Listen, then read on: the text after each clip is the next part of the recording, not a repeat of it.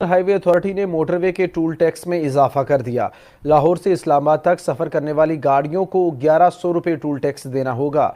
Motorway पर सफर करने वाली मुसाफिर वैन से 2590 रुपए वसूल किए जाएंगे। नेशनल हाईवे अथॉरिटी हर गाड़ी से फी किलोमीटर 3 रुपए 7 पैसे वसूल करेगी। मुसाफिर बसों को 10 रुपए 29 पैसे फी किलोमीटर के हिसाब से 3690 रुपए देना होंगे।